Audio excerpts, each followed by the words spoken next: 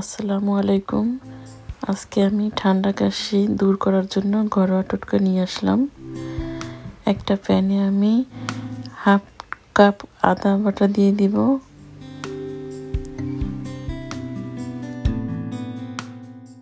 এর সাথে দিয়ে দিব 1/3 কাপ আখের গুড়।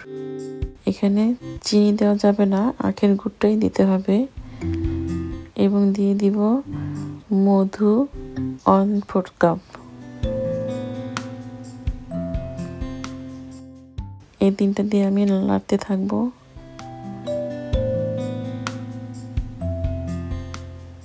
এটা একটু ঘন হয়ে যাওয়া পর্যন্ত অপেক্ষা করব। আমি পর্যায়ক্রমে দেখিয়ে দিচ্ছি এরপর কি দিতে হবে।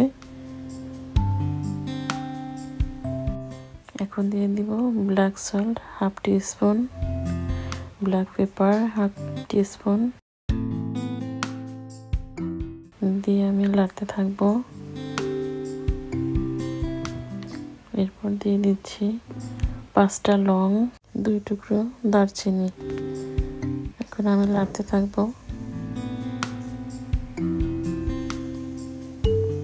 আর হলুদের গুঁড়ো দিয়ে দিব 1 টিস্পুনের 4 ভাগের 1 ভাগ।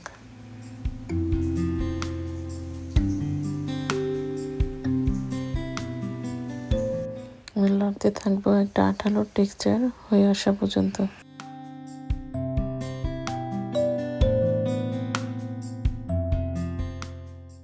আমি চুলাটা অফ করে দিছি এবং অনবরত নাড়তে থাকবো।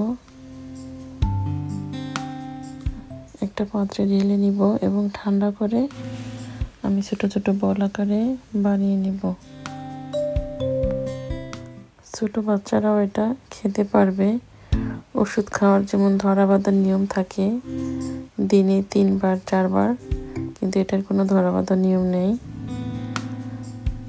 আমি সবগুলো বানিয়ে নিয়েছি। এটা যেহেতু আঠালো, একটার গায়ে একটা লেগে থাকে, এর জন্য আমি দিয়ে দিব আইসিং সুগার, যাতে এটা একটার গায়ে একটা লেগে থাকতে না পারে। এবং একটা এয়ারটাইট বক্সে করে রেখে দিতে পারেন। কাশি কফ দূর করতে সাহায্য করবে ইনশাল্লাহ। এটা আপনারা করে নিতে পারেন।